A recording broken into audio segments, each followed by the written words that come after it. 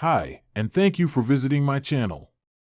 For more information, kindly subscribe and follow.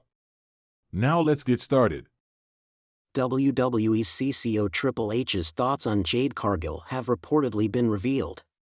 Sean Ross Sapp of Fightful recently reported that Jade Cargill could be WWE bound very soon, and her AEW run is seemingly coming to an end. The report took wrestling Twitter by storm, and fans are already speculating about possible opponents for Cargill in WWE. Amidst the hullabaloo, Zero News is now reporting that Jade Cargill would be placed directly on the main roster if she makes her way to WWE. Zero News also stated that WWE's head of creative Triple H thinks highly of her. "I'm hearing if Jade Cargill does join WWE, she is heading straight to the main roster. She won't be in a stable, she will be presented as the final boss of the women's division. WWE have super high hopes for her. Triple H thinks she will become the top woman in the company over time. Triple H could book a bunch of big-time feuds with Jade Cargill." WWE houses some of the biggest female stars in the business today, most notably Becky Lynch, Charlotte Flair, Bianca Belair, and Rhea Ripley. If Jade Cargill ends up signing a deal with WWE, the game could book her against these names on the main roster. Jade Cargill had nothing but praise for Charlotte Flair while talking with Bootleg Kev. Here's what she said about the Queen. "I think Charlotte Flair is great. I think she's a very sound wrestler. She can do all the flippy sh*t that you want to do. She can go out there and have a hardcore match. I think she's a total package that we have as far as an example for a woman wrestler today." H/TSE Scoops. Only time will tell if Jade Cargill leaves AEW for WWE.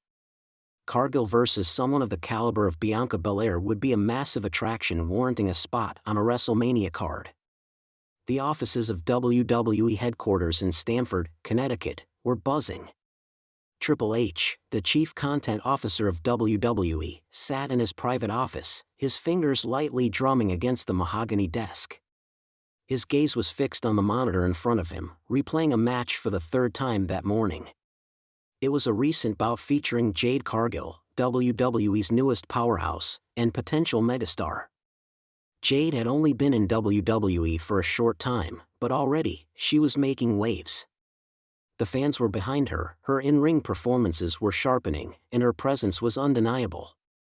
But as Triple H leaned back in his chair, he knew that potential alone wasn't enough. WWE had seen stars come and go, some rose, some fell.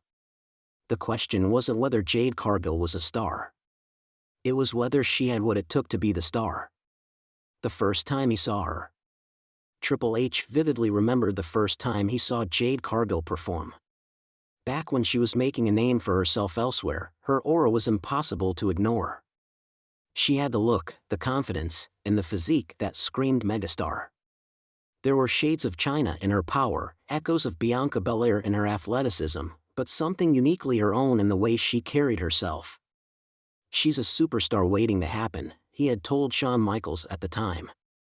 When WWE finally secured Jade's signing, Triple H had been excited. But he also knew that talent acquisition was only step one. Now came the real work. The NXT consideration. There had been discussions about sending Jade to NXT first.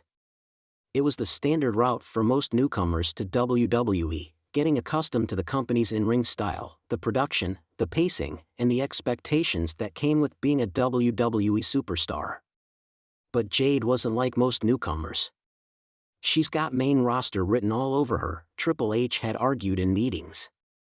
"We don't need to keep her in developmental. She's already built herself into something special." He wasn't wrong. The moment Jade Cargill debuted on WWE television, the reaction from fans confirmed what he already knew: she was a star. Her presence alone commanded attention. Her entrance, her physique, the way she carried herself, it all screamed big-time player. Jade's strengths.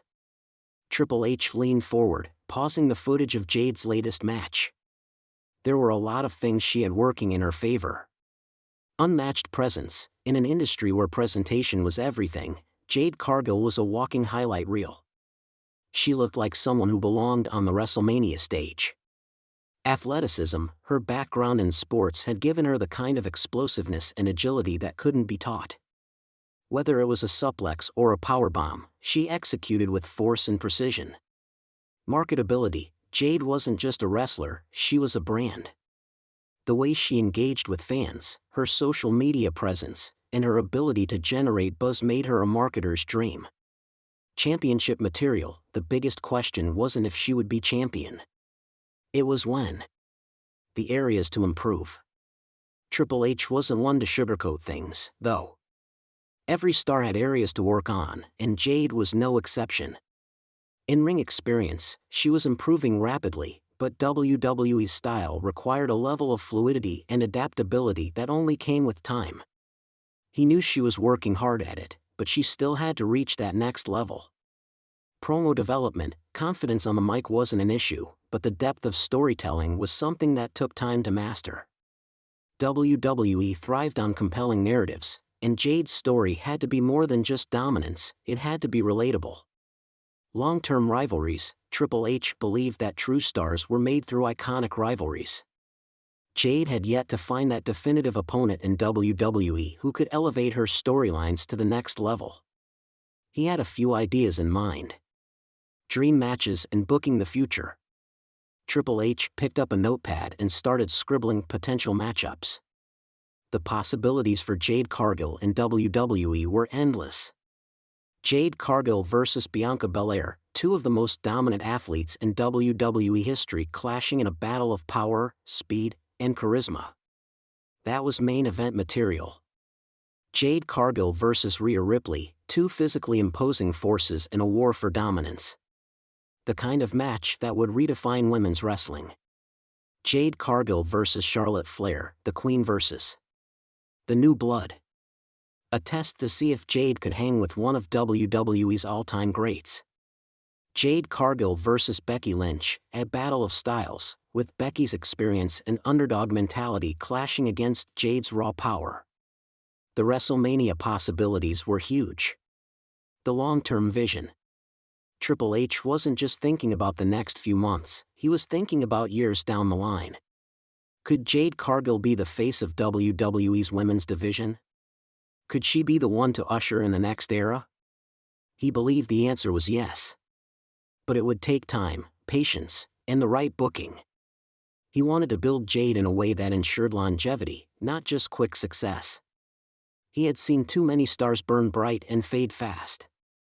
That wouldn't happen here. She needed to be put in the right programs, given the right feuds, and built in a way that maximized her strengths while continuing to refine her skills. Final thoughts. Triple H turned off the monitor, his mind made up. Jade Cargill wasn't just another signing, she was a generational talent. And it was his job to ensure that when the history books were written, her name was among the greatest. He picked up his phone and dialed a number. "Let's talk about Jade's next opponent," he said. It was time to take the next step.